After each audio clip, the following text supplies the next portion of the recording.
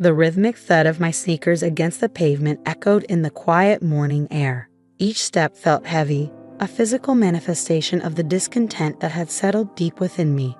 My reflection in the storefront window confirmed my suspicions. The woman staring back was a stranger, shrouded in fatigue with a dull ache behind her eyes. Life, once vibrant and full of promise, had become a monotonous blur of work schedules, grocery lists, and evenings spent in a comfortable silence that felt more like an empty chasm. Mark, my husband of 15 years, was a successful businessman, driven by deadlines and consumed by the relentless pursuit of professional triumph.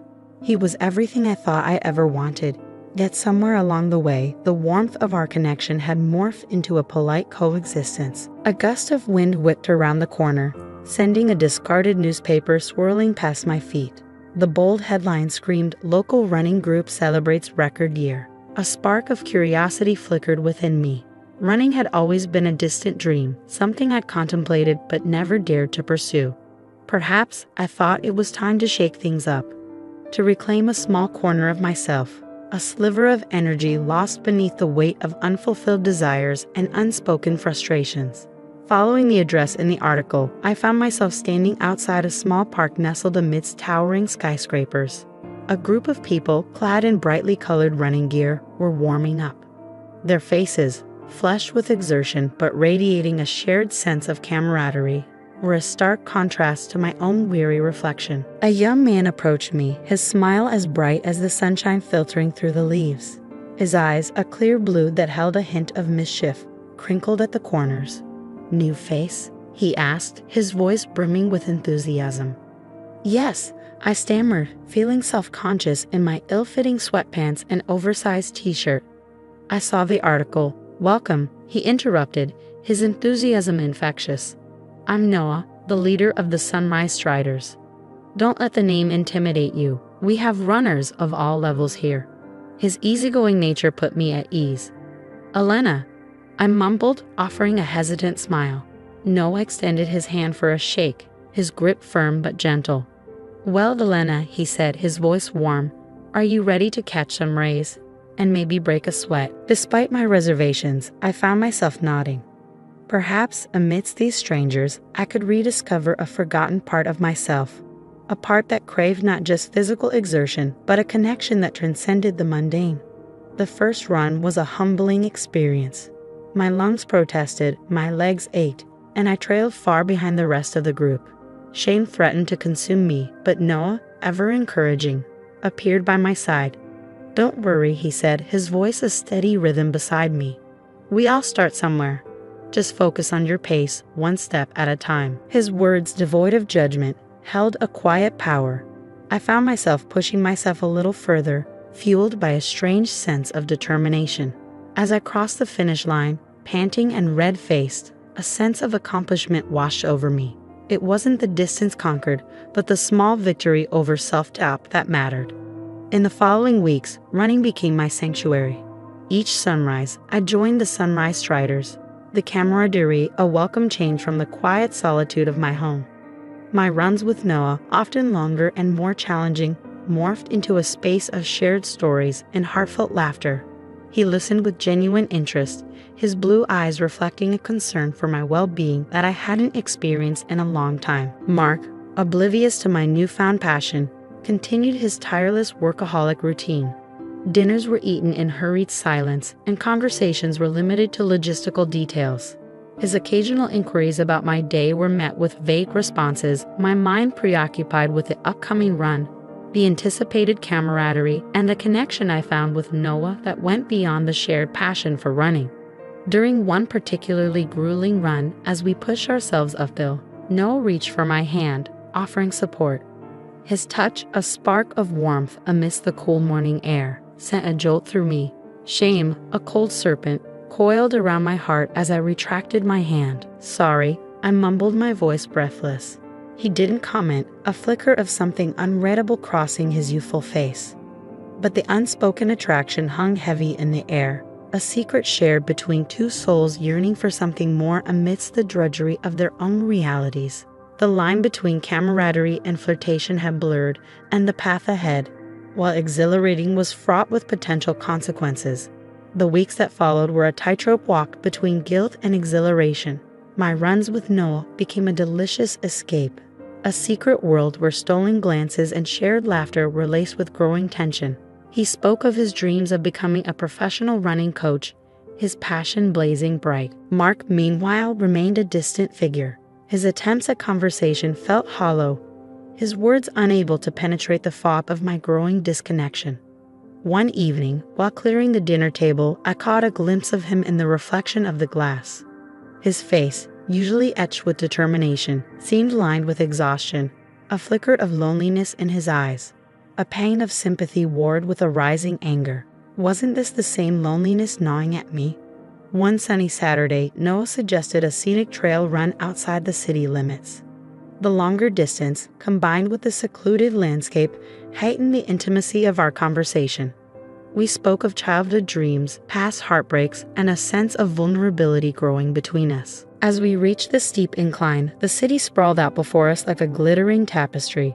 Leaning against a tree for a brief respite, Noah turned towards me, his gaze searching mine. "Elena," he began, his voice a low murmur, "you're incredible. You have the strength I admire." "It's my sister," he said, a frown creasing his brow.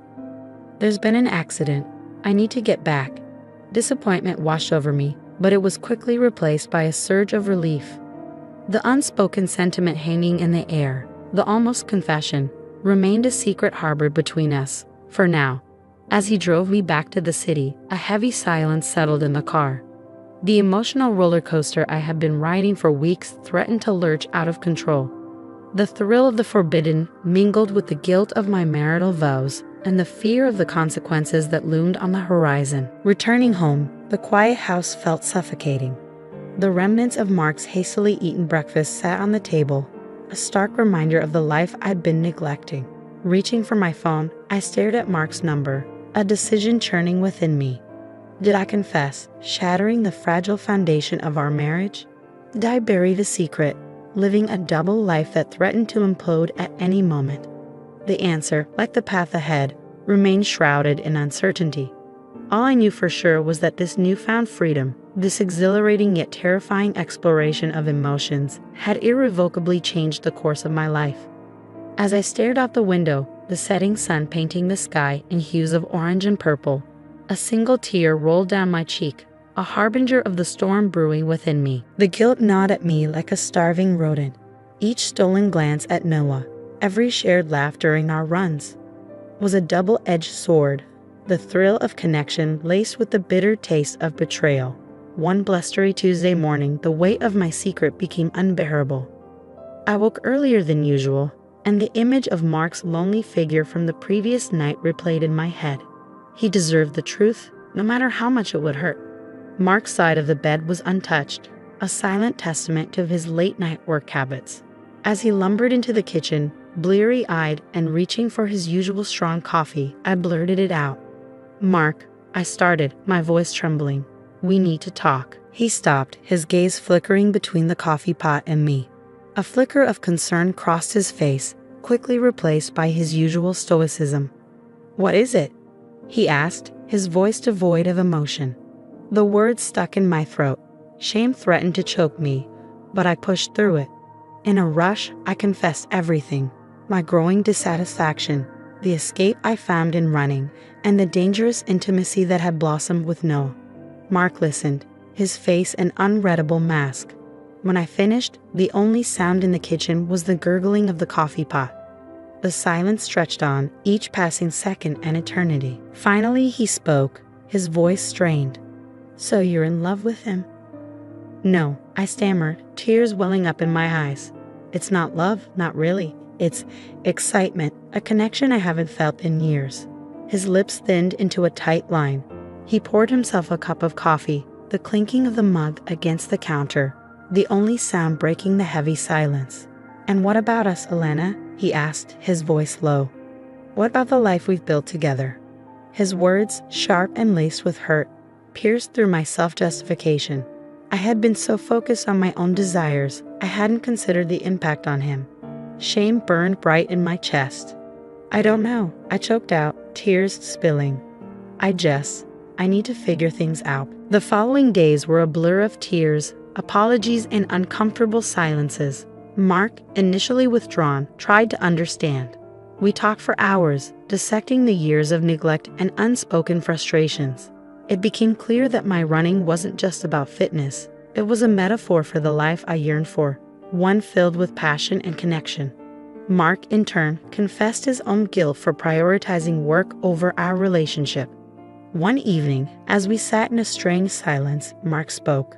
"Elena," he said, his voice thick with emotion, "I still love you, but I can't pretend this hasn't changed everything." He proposed couples counseling, a desperate attempt to salvage our marriage. A flicker of hope ignited within me.